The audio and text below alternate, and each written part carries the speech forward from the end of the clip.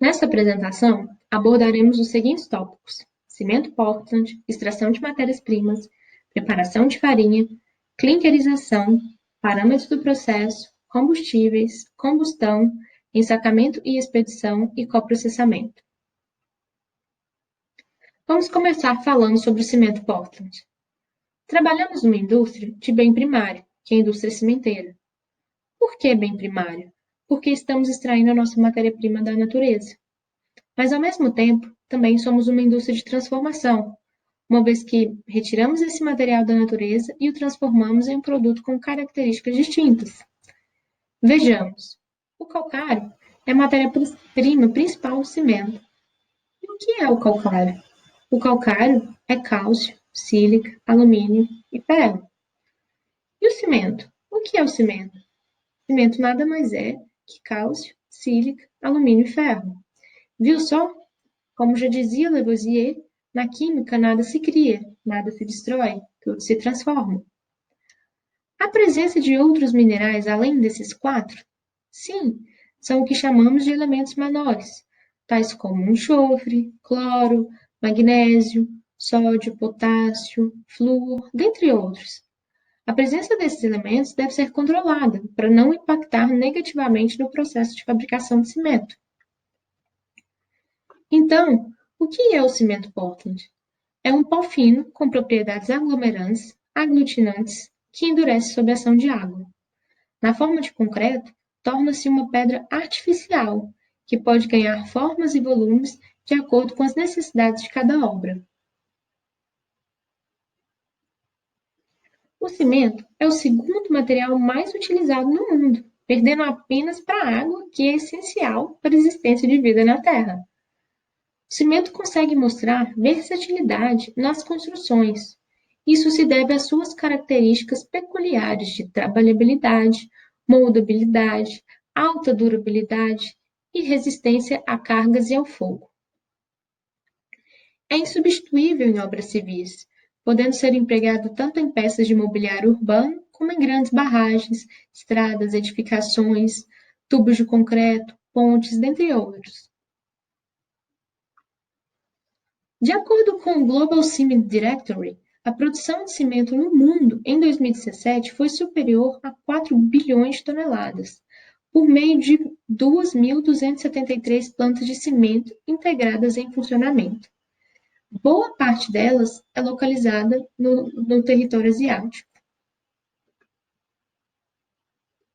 O mercado de cimento no Brasil é atualmente composto por 24 grupos cimenteiros, nacionais e estrangeiros, com 100 plantas, produzindo e espalhadas por todas as regiões do país.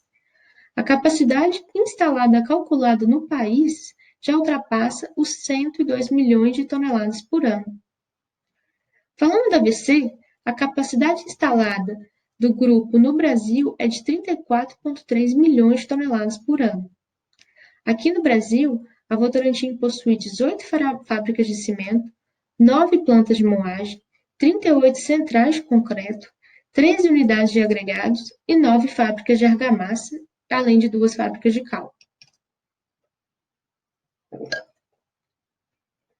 Infelizmente, a grave situação econômica do país tem feito cair drasticamente o consumo e o volume de vendas, de modo tal que, atualmente, produzimos pouco mais de 50% da capacidade instalada. Aqui está uma maneira mais organizada e resumida de mostrar o processo de fabricação de cimento. Podemos ver que toda matéria-prima é proveniente da mina. Logo após a extração, o calcário extraído é transportado em caminhões até a instalação de britagem, onde é reduzido a dimensões adequadas ao processamento industrial. A argila, por ser branda, não passa pela britagem. O calcário e a argila são enviados para pré-homogenização e, posteriormente, a moagem de cru. A mistura crua, já devidamente dosada e com a finura adequada, é conhecida como farinha. Dos ciclos de homogeneização, a farinha é introduzida no forno, passando antes pelos pré-aquecedores. No forno rotativo, a mistura é calcinada a 1450 graus, resultando no clinker, um produto com aspecto de bolotas escuras. O clinker passa pelo resfriador e sua temperatura é reduzida a aproximadamente 80 graus. O clinker é então armazenado em silos. Na etapa de moagem final, o clinker é adicionado ao gesso ou outras adições, resultando no cimento tal qual como conhecemos. O cimento resultante da moagem de clinker e outras adições é transportado mecânica e pneumaticamente para os silos de cimento, onde é estocado e enviado para expedição.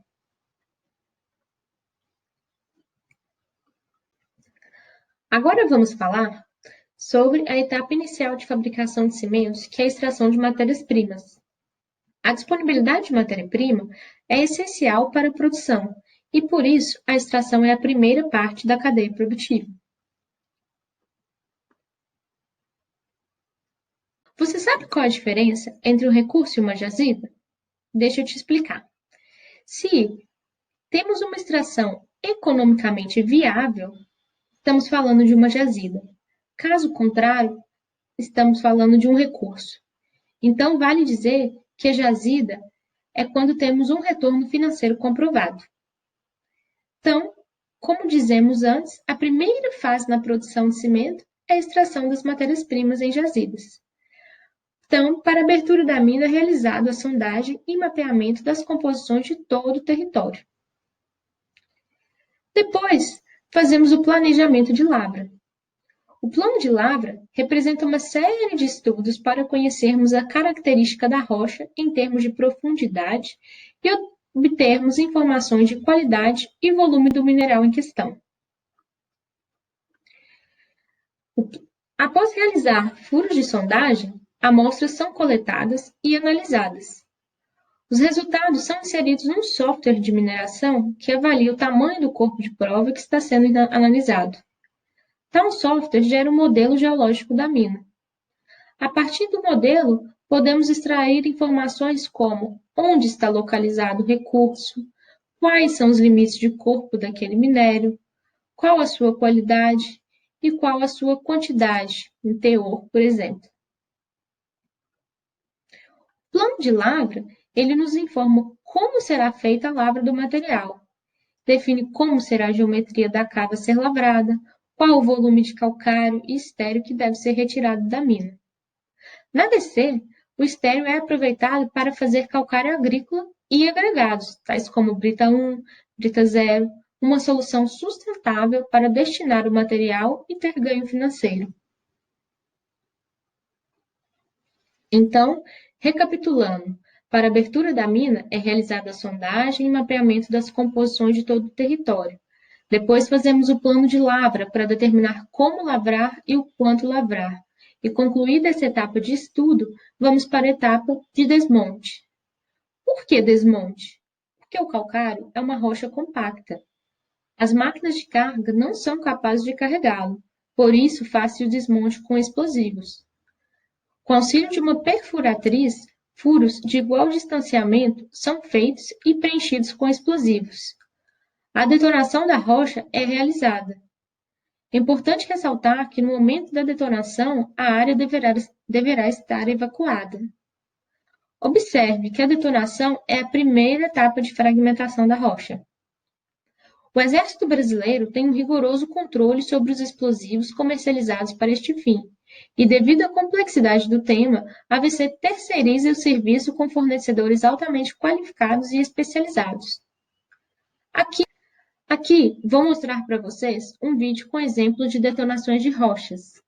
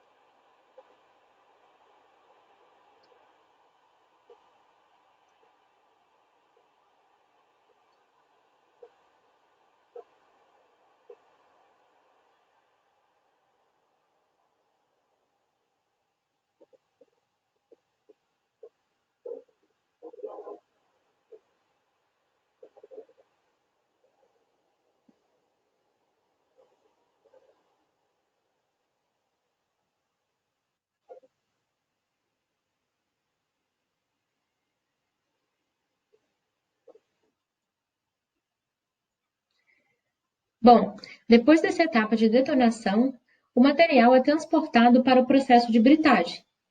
Neste slide, temos a relação de equipamentos por função no processo da mineração.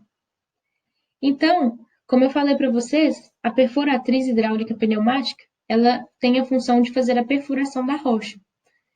Equipamentos como carregadeira e escavadeira são responsáveis para fazer o carregamento dos materiais. O caminhão basculante para o transporte dos materiais.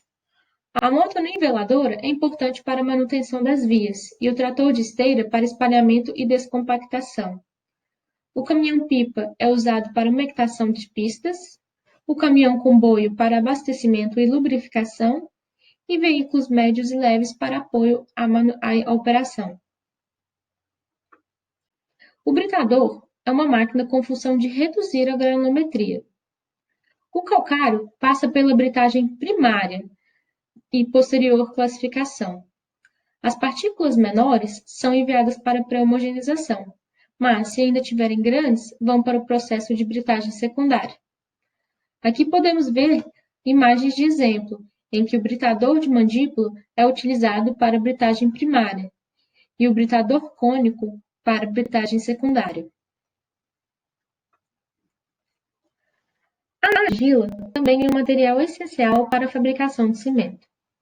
Por ser uma rocha branda, não há necessidade de realizar o desmonte. Escavadeiras e carregadeiras conseguem extraí-la para seguir o processo. A escolha da argila envolve disponibilidade, distância, relação sílica-alumínio-ferro e elementos menores como álcalis. Esta imagem demonstra, de maneira organizada e resumida, as operações envolvidas na mineração. Primeiramente, são realizadas perfurações da rocha calcária, que é a principal matéria-prima de fabricação de cimento. Em seguida, é realizado o desmonte da rocha por explosivos. O calcário é extraído da jazida subterrânea ou a céu aberto e transportado em caminhões até a instalação de britagem, onde é reduzido a dimensões adequadas ao processamento industrial. Na pré-homogeneização é feita a preparação dessas matérias-primas. Vamos falar agora sobre a preparação da farinha. A definição precisa da composição química da farinha e a manutenção de sua homogeneidade são tarefas vitais para a manutenção da qualidade dos produtos obtidos e para a perfeita operação dos equipamentos. A pré-homogeneização é utilizada para minimizar os efeitos das variações da composição química da matéria-prima. O material é empilhado em camadas, possibilitando uma mistura na extração para alimentação do moinho. Essas variações ocorrem naturalmente, pois a mina não é homogênea como um todo. Observe os gráficos. O calcário, antes da etapa de pré-homogenização, possui uma variabilidade no teor de óxido de cálcio muito superior ao calcário na saída da pré-homo.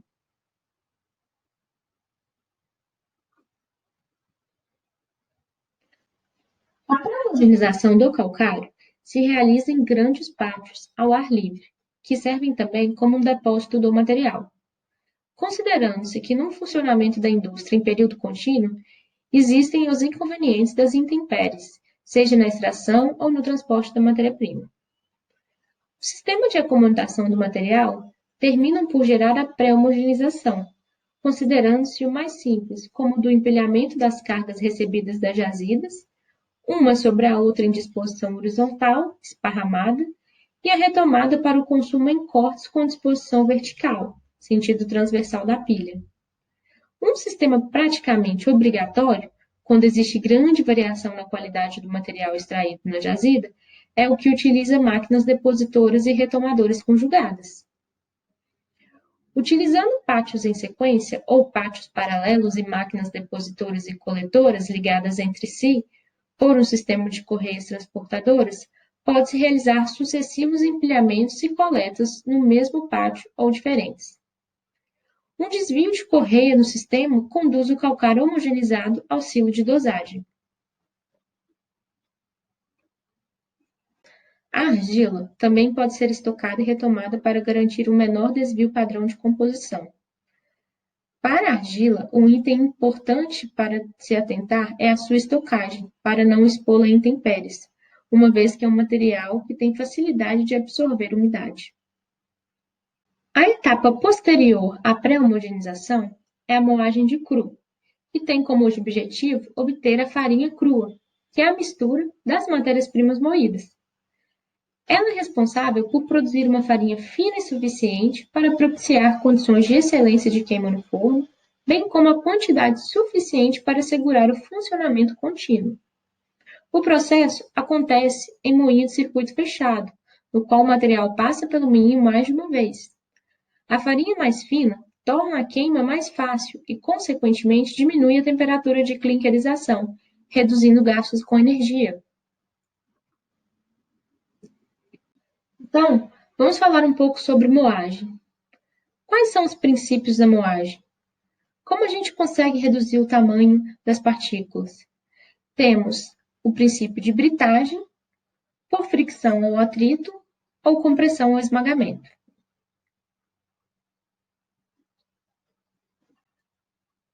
Existem diferentes tipos de moinhos. Os moinhos utilizados no preparo da farinha crua podem ser moinho tubular de bolas ou moinho vertical. Vamos falar primeiramente sobre o moinho tubular de bolas. É o sistema mais comum, por se tratar de uma operação muito simples de baixo custo de manutenção. Então, como ele funciona? Aqui temos a visão da parte interna do moinho de bolas. É importante ressaltar que o material que chega até o moinho, ele chega com certa umidade. Os moinhos de bolas possuem uma câmara inicial que é utilizada para fazer a secagem da matéria-prima. Nessa câmara não há presença de bolas, só de palhetas. Essas palhetas fazem um levantamento, movimentando o material para que o gás quente que venha do forno seque a matéria-prima para entrar no forno. É importante ressaltar que o moinho de cru tem baixa capacidade de secagem. Por isso, em épocas de chuva, a tendência de produção dos moinhos é de queda. A secagem é efetuada durante a moagem, pois as partículas diminuem de tamanho e favorecem a troca de calor para a retirada da umidade. A redução do tamanho se dá através dos choques entre as bolas e o material. Durante a passagem do material entre as bolas, temos o quê? A fricção, que é o princípio do moinho de bolas. Como curiosidade, no decorrer dos anos, quais foram as principais evoluções que aconteceram nesse tipo de moinho?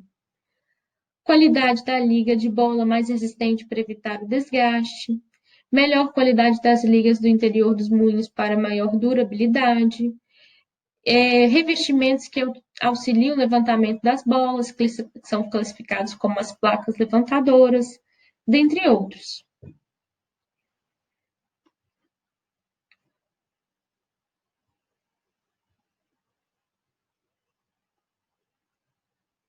Agora, vamos falar sobre o moinho vertical.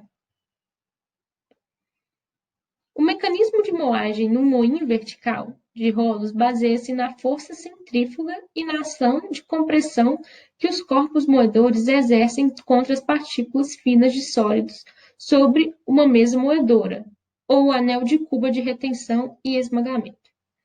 Os moinhos de bola possibilitam secar o material moído, sendo associados a separadores externos para reciclar o material grosso.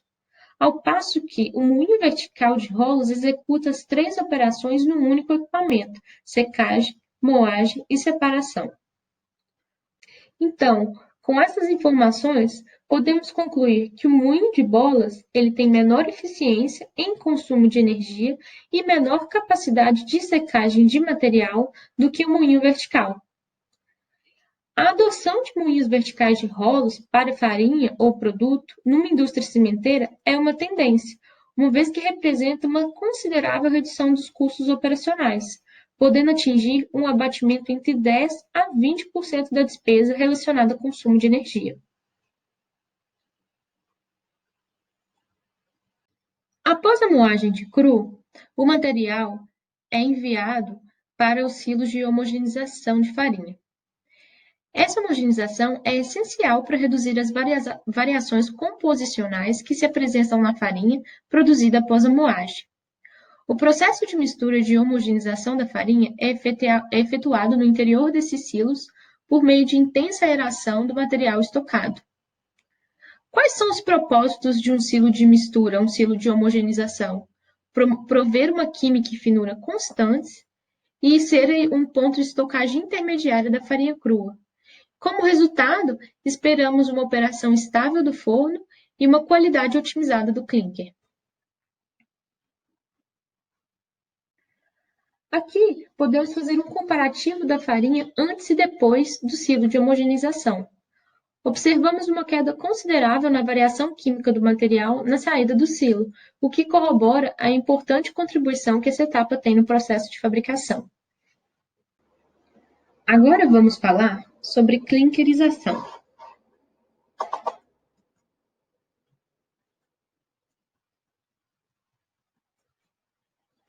O processo de clinkerização de cimento Portland compreende uma série de reações químicas em altas temperaturas, nas quais o conteúdo de minerais naturais da farinha é transformado em uma mistura de minerais sintéticos com propriedades hidráulicas. As transformações físico-químicas em altas temperaturas que transformam a farinha em clinker. Elas ocorrem dentro do interior do forno, que é o principal equipamento de uma fábrica de cimento.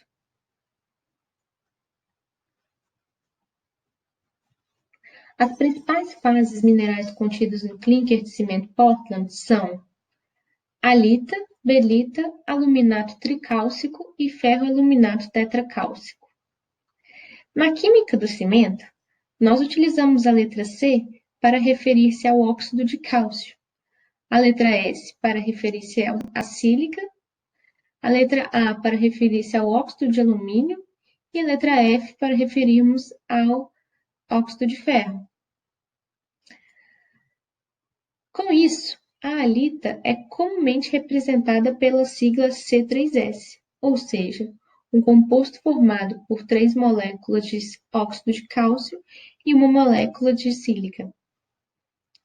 Já a belita é comumente representada pela sigla C2S, que é um composto formado por 2 moléculas de cálcio e uma molécula de sílica. O alumínio tricálcico, comumente representado pela sigla C3A, é um composto formado por 3 moléculas de óxido de cálcio e uma de óxido de alumínio. E, por fim, o ferroaluminato tetracálcico é comumente representado pela sigla C4AF, que representa um composto formado por 4 moléculas de óxido de cálcio, uma molécula de óxido de alumínio e uma molécula de óxido de ferro. Vale ressaltar que o silicato tricálcico, C3S, halita, é a fase mineral mais importante do clinker, porque ele tem a maior contribuição no desenvolvimento da resistência inicial e resistência final do cimento. Como o piroprocessamento das matérias cruas é feito em temperaturas extremamente altas, 1450 graus, é essencial que o forno esteja equipado com revestimento refratário, para que o casco do forno opere com temperaturas inferiores a 350 graus. Ao longo do processo, forma-se no interior do forno uma colagem, que é uma massa de clinker que adere aos tijolos refratários, que passa do estado líquido até se solidificar. Uma colagem estável na zona de alta temperatura é fundamental para prolongar a vida útil do refratário. O tempo médio de vida do revestimento refratário na zona mais quente do forno é de 10 a 12 meses. Isto deve ser garantido pela queima de uma farinha de boa queimabilidade, qualidade constante e excelência do fator de marcha do forno. Aqui, vamos falar um pouco da evolução tecnológica dos fornos de cimento. A tecnologia do forno rotativo de via úmida é a mais antiga para a fabricação de clinker. Tal tecnologia é raramente utilizada hoje no Brasil por causa da alta exigência de calor. Há, porém, muitos fornos de via úmida ainda em uso no mundo. O processo de via úmida, como o próprio nome diz, ocorre quando na moagem das matérias-primas adiciona-se água, formando-se assim uma pasta com umidade de 30 a 40% em peso. Os fornos longos de via úmida são adaptados com trocadores de calor para a pasta crua. Os trocadores de calor são correntes suspensas que são aquecidas pelos gases da chaminé do forno. Devido à grande área de superfície, as correntes fazem evaporar a água e quebrar o bolo resultante, promovendo o espalhamento do material, formando assim um material seco nodular. A calcinação subsequente e as reações de clinkerização acontecem na zona de calcinação e zona de queima do forno. Esse processo consome maior quantidade de energia, pois a umidade da pasta deverá ser evaporada no interior do forno, em uma zona adicional, o que faz com que esses fornos sejam muito grandes. Depois evoluímos para o forno longo de via seca, em que a matéria-prima era homogeneizada a seco e injetada no mesmo tipo de forno que o anterior. Como não havia água, diminuía-se um pouco a quantidade de calor necessária, consumindo menos energia que o forno longo de via úmida. Uma variante adicional é o processo semi-seco. Aqui são homogeneizadas matérias-primas secas, peletizadas pela adição de quantidades pequenas de água, aproximadamente 12%. Esse processo permite que os nódulos sofram descarbonatação parcial na grelha de pré-aquecimento, não sendo por isso necessário grandes fornos. O forno libera gases que atravessam a grelha e assim secam a mistura, e em alguns casos chegam a calcinar parcialmente o material antes da introdução ao forno. Os inconvenientes do processo são seu alto custo de manutenção e seu consumo energético, maior do que o conseguido em fornos com pré-aquecedores de ciclones. Então, vamos falar agora dos próximos fornos, que é o forno seco com pré-aquecedor e o forno seco com pré-calcinador. Esse foi um desenvolvimento adicional dos tipos de forno. São esses fornos que operam via seca. Ele representa a maior parte dos fornos em uso atualmente. No processo seco, as matérias-primas são secas e homogeneizadas em um alimentador primário seco. Os gases de exaustão do forno geralmente são utilizados na secagem e pré-aquecimento do cru, recuperando-se assim parte do calor residual contido neles. Inicialmente, foram desenvolvidos os sistemas de pré-aquecedores, que consistiam em uma série de ciclones. Dentro desses ciclones, a matéria-prima é pré-aquecida e uma parte da calcinação do carbonato de cálcio ocorre através da transferência de calor com os gases de exaustão do forno. O consumo específico de combustível nesses fornos está em torno de 3.500 a 3.800 kJ por quilograma de clinker. Já os fornos secos com sistema de pré-calcinador, grande parte da calcinação ocorre no pré-calcinador, onde são queimados de 50% a 60% do combustível introduzido. O material parcialmente processado entra no forno rotativo relativamente curto, onde acontece a calcinação final e as reações de formação do clinker. O consumo específico de combustível nesse tipo de forno é de 3.100 a 3.400 kJ por quilograma.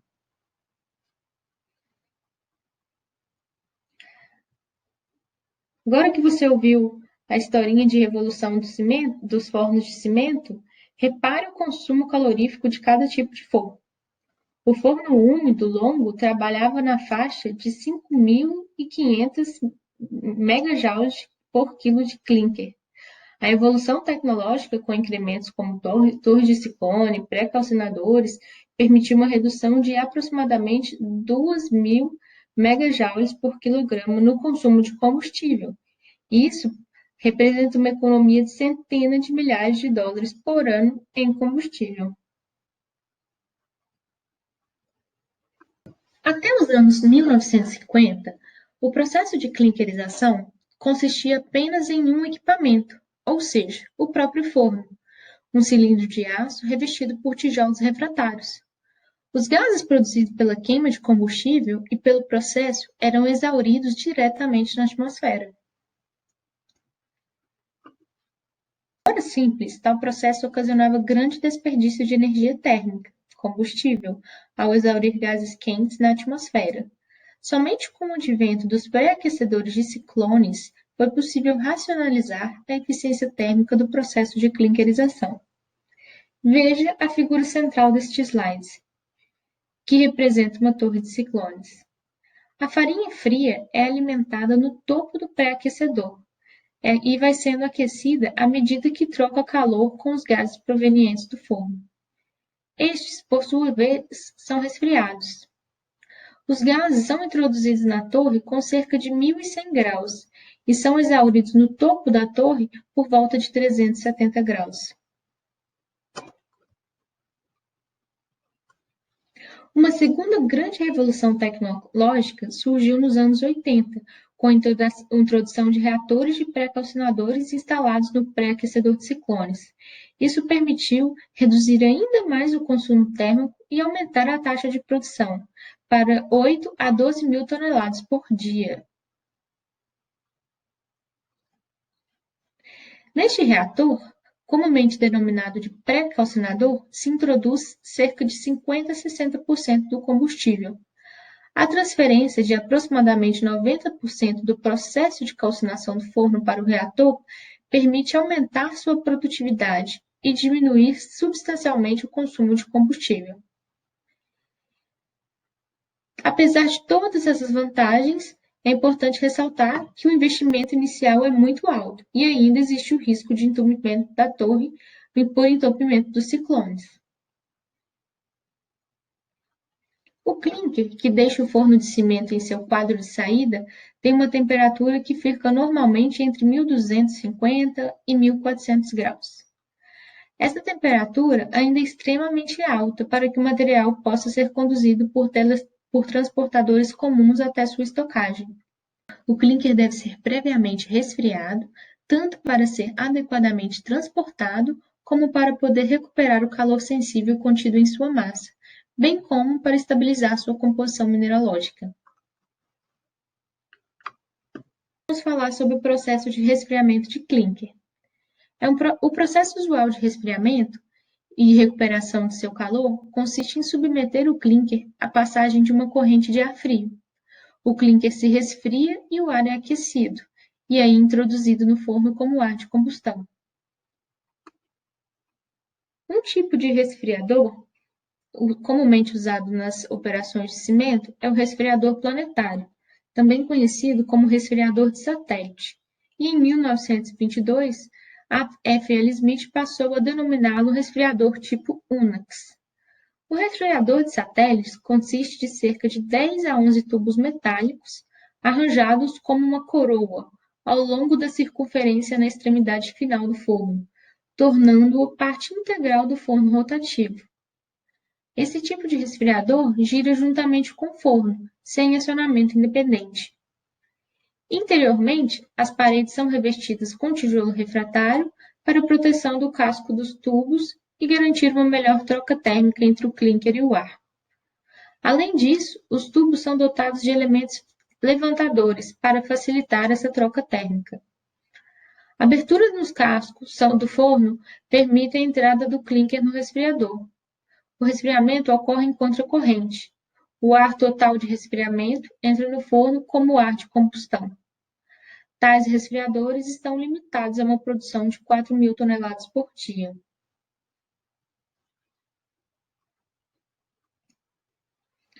Já os resfriadores de grelha ocorrem um intenso arrefecimento do clinker imediatamente após a sua queda na saída do forno. A ventilação forçada possibilita uma maior taxa de transferência de calor entre o clinker e o ar entrante.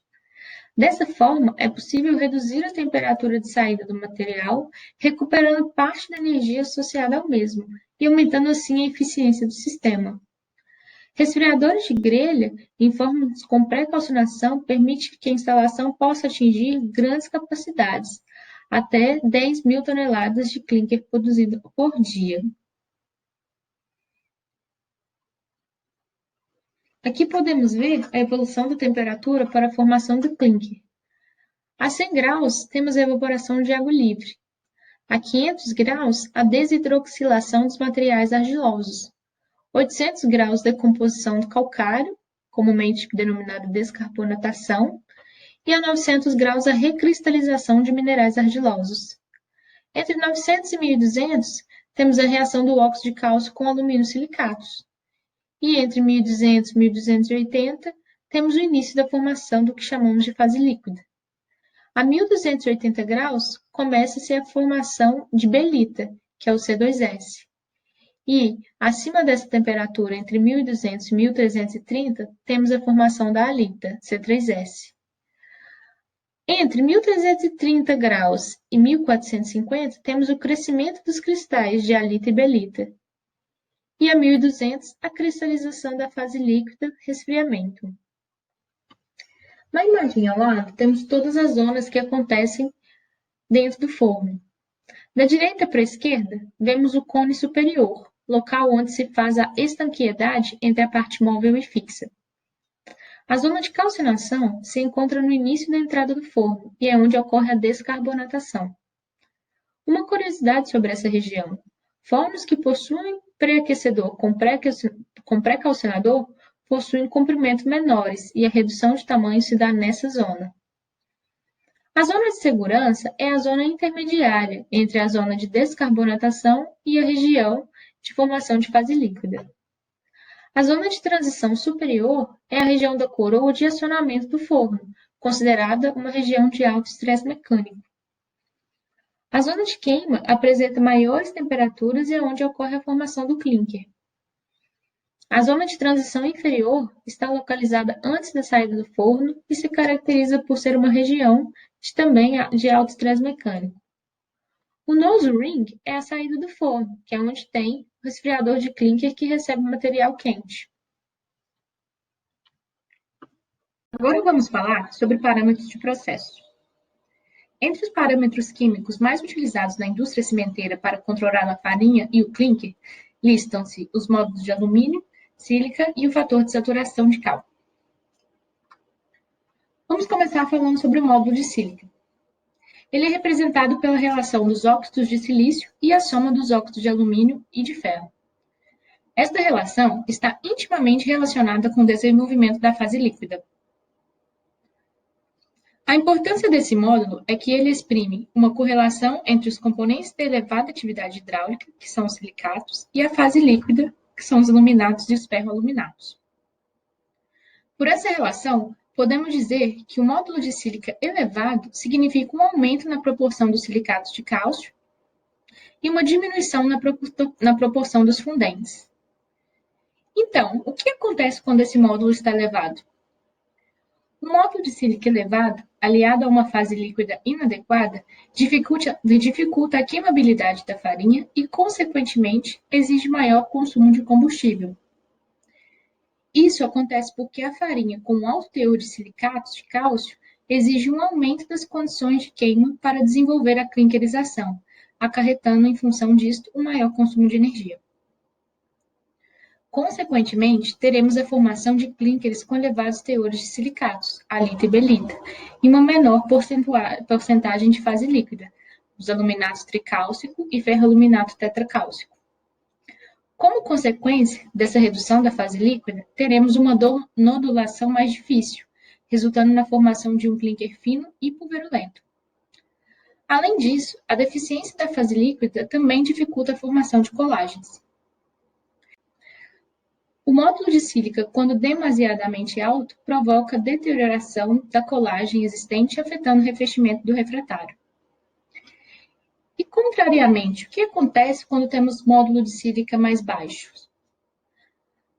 Temos o favorecimento da formação da fase líquida, beneficiando a queimabilidade e facilitando o desenvolvimento de colágenes. E diminuindo o módulo de sílica, além de aumentar a quantidade de fase líquida, melhora-se também a nodulação de clínkers pulverulentos. Então, vamos recapitular. Um alto módulo de sílica provoca redução da fase líquida, maior consumo de energia, dificuldade na formação de colágeno, proporciona a formação de um clinker fino e pulverulento e pode deteriorar a colagem existente, afetando o revestimento refratário.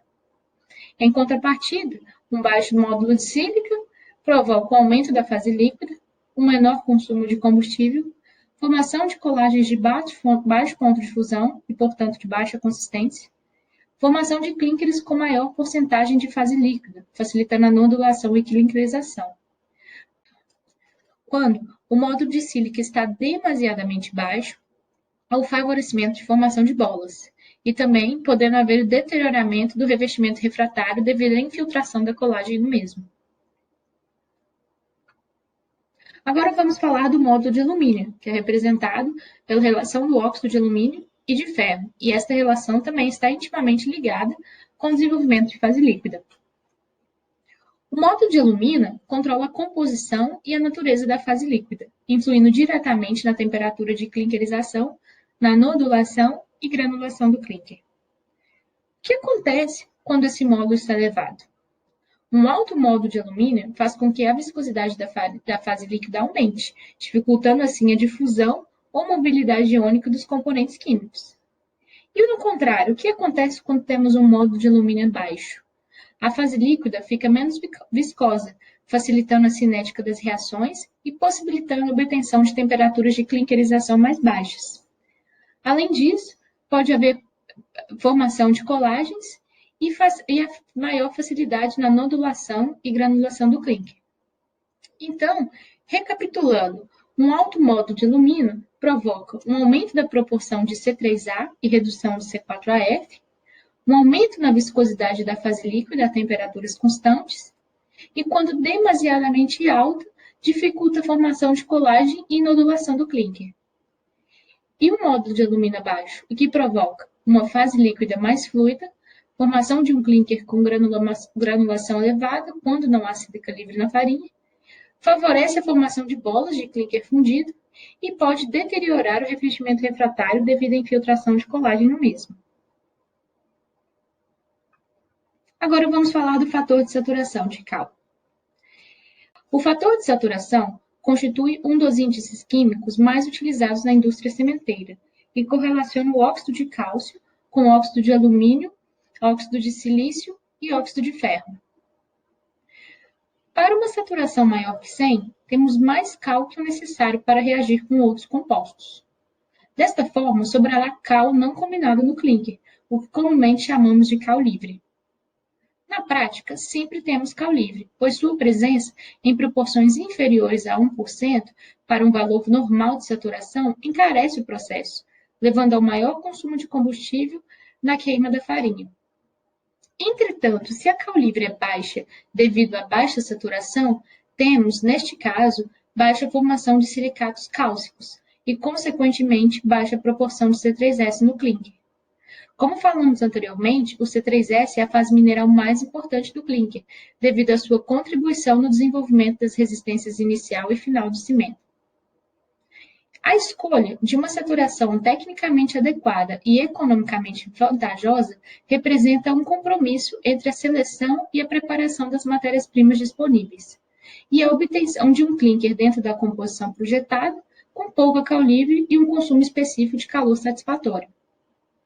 O que acontece quando temos saturação elevada? Bom, o grau de aptidão da farinha à clinkerização diminui com o aumento da saturação, devido a um maior teor de carbonato, que será acompanhado de um aumento de condições de queima para desenvolver a clinkerização, acarretando, em função disso, um maior consumo de energia. Então, vamos recapitular. Uma alta saturação provoca uma queima mais difícil, portanto, maior consumo de combustível e maior carga térmica do forno, a formação de clinker mal queimado com maior teor de cal livre. Em casos em que a cal livre está controlada, temos a produção de um clinker com elevado teor de halita em detrimento da belita. E uma baixa saturação, que ela provoca uma queima mais fácil, portanto, com menor consumo de combustível, menor carga térmica, formação de um clinker com maior conteúdo de belita e menor conteúdo de halita, portanto, um clinker menos reativo e de difícil mobilidade. Como consequência, o cimento terá o desenvolvimento de resistências mais lentas nas primeiras idades.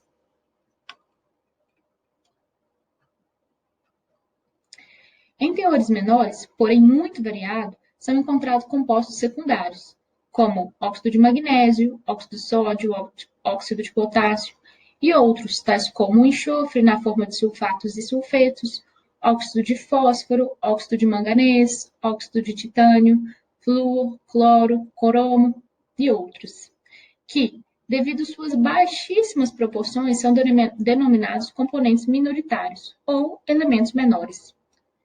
Estudos recentes têm demonstrado a importância e a influência de algum desses componentes nas cinéticas de reações de clinkerização, bem como a contribuição dos mesmos na formação da fase líquida e no desenvolvimento e estabilidade dos cristais constituintes do clinker Portland.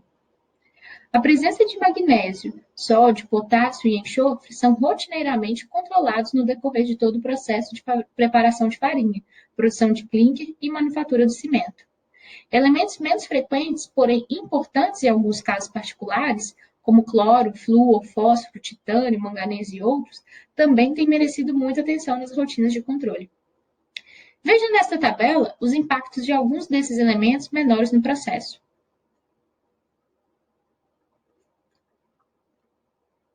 Agora vamos falar sobre combustíveis, essenciais para o processo de fabricação de cimento.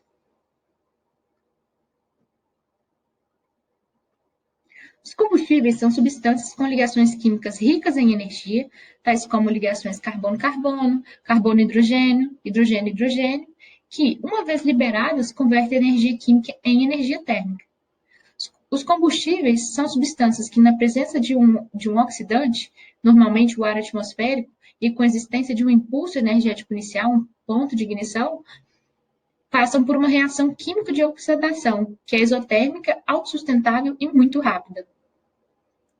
A seleção apropriada e o uso de combustível tem sido e permanecerá sendo um assunto de grande preocupação para a indústria do cimento.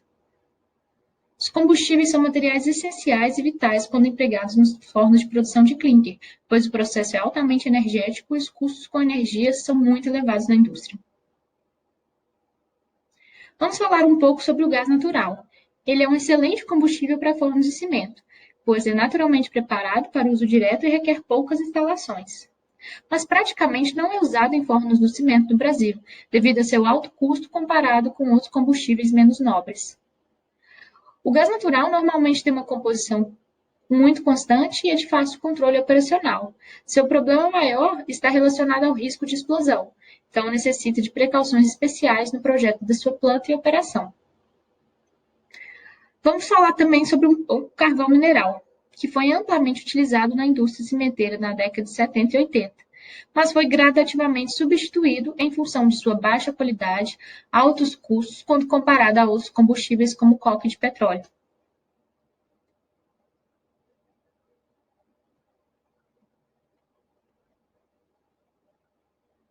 O óleo combustível também é comumente empregado para o uso de queima em fornos de cimento.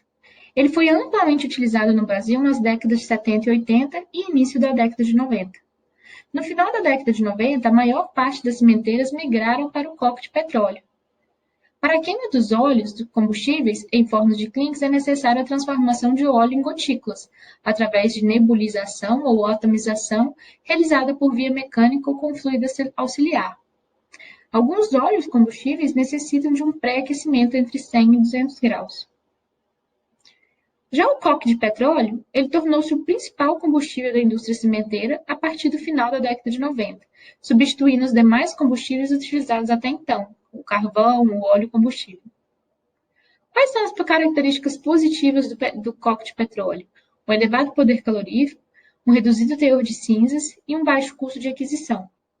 Suas características negativas se dão devido ao reduzido teor de materiais voláteis, um elevado teor de enxofre e cinzas contendo metais pesados. Bom, vamos falar rapidamente sobre o processo de combustão. O que é combustão? Combustão é uma série de reações de oxidação. Queima-se combustível sólido, líquido ou gasoso com o oxigênio, que é o comburente. É uma reação exotérmica, que produz essencialmente CO2 e água, se for do tipo completa. Se for do tipo incompleta, haverá geração de monóxido de carbono. A atmosfera do forno deve ser oxidante. O que isso significa? Significa que tem oxigênio suficiente, uma boa mistura no queimador e um combustível fino.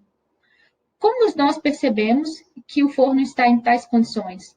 Através da estabilidade de oxigênio, menor quantidade de colagens e maior estabilidade de forno. Já numa atmosfera redutora, temos falta de oxigênio, mistura deficiente entre oxigênio e combustível e presença de partículas grosseiras de combustível. Como a gente percebe que o forno está com uma atmosfera redutora? Se a gente tem presença de monóxido de carbono, derivada da queima incompleta, quantidade de SO2 e volatilização. A produção de cimento é uma fonte de emissão de gases do efeito estufa. Aproximadamente 5% das emissões antropogênicas de CO2 provém da indústria de cimento.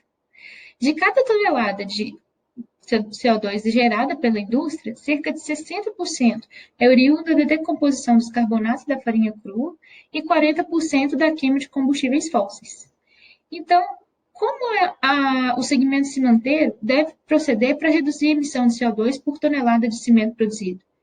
Através da redução do consumo de calor do forno, otimizando processos, e aumento das adições do cimento, utilizando menos clinker na sua composição. A Votorantim Cimentos tem a ambição de tornar seus negócios cada vez mais sustentáveis. Nos gráficos apresentados, vemos o comprometimento da empresa com essa causa. No gráfico à esquerda, vemos que a VC possui uma taxa de emissão de CO2 por tonelada de cimento produzido inferior às suas principais concorrentes. E no gráfico à direita, observamos a evolução de queda de emissão de CO2 no decorrer dos últimos anos pela VC. Agora vamos falar um pouco sobre a moagem de cimento. O processo de fabricação de cimento consiste em moer finamente o clinker Portland com adição de gesso, que é o regulador do tempo de pega, e aditivos, como escória de altoforno, cinzas volantes ou pozolanas artificiais. A qualidade do cimento é julgada pelo seu desempenho na combinação com água como um material aglomerante. Além disso, avaliamos a qualidade do cimento pelas outras propriedades também, como comportamento de pega, desenvolvimento de resistência, desenvolvimento de calor, expansibilidade e durabilidade. Dentre essas propriedades, a mais importante é sua característica no desenvolvimento de resistência mecânica. Essa propriedade é dependente de muitos fatores, incluindo proporções nas misturas, finura ou grau de moagem, temperatura, condições de umidade, entre outros.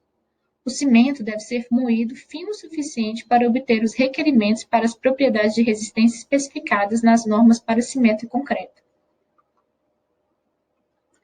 O cimento é composto praticamente de clinker, uma mistura de calcário e argila, e é diferenciado pela adição de outros materiais, como o gesso, que regula o tempo de pega, escória, que aumenta sua resistência ao ataque de sulfatos, a pozelana, que confere maior impermeabilidade ao concreto, o calcário, que é um filler utilizado para reduzir o custo do cimento. Portanto, as diferenças de cada cimento estão na sua composição, o que pode impactar suas características e propriedades de resistência, trabalhabilidade, durabilidade e impermeabilidade. Aqui temos uma tabela que ilustra a composição de diferentes tipos de cimento. Neste gráfico, podemos observar o ganho da resistência à compressão para diferentes tipos de cimento. O CP5 é um cimento com alto ganho de resistência inicial comparado aos demais.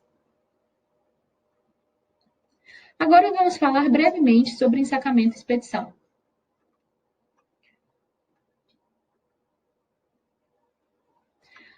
A Votorantim Cimentos expede seus produtos sobretudo a granel e ensacado.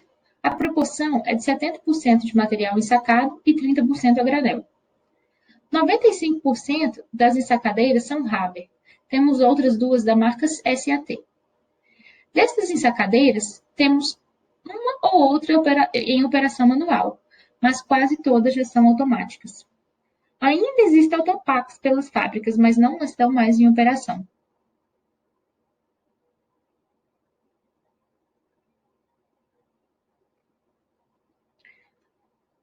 A ensacadeira é um equipamento rotativo que recebe o cimento por cima e as embalagens são lançadas nos bicos de enchimento.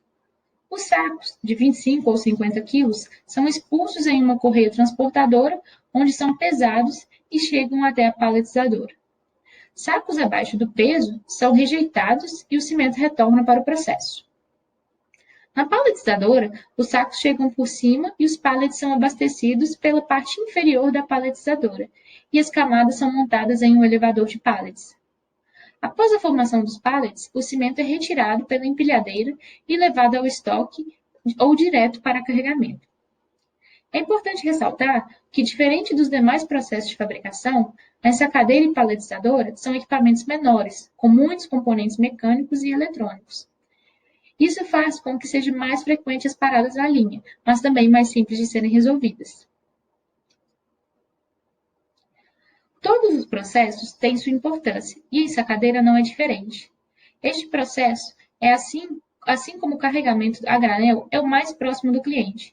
Por isso, é importante ter todo esse processo ajustado para evitar a formação de avarias, sacos sujos, pesagens incorretas, erros no carregamento ou outros problemas que possam afetar a percepção do cliente com relação aos produtos da Votorantim Cimentos.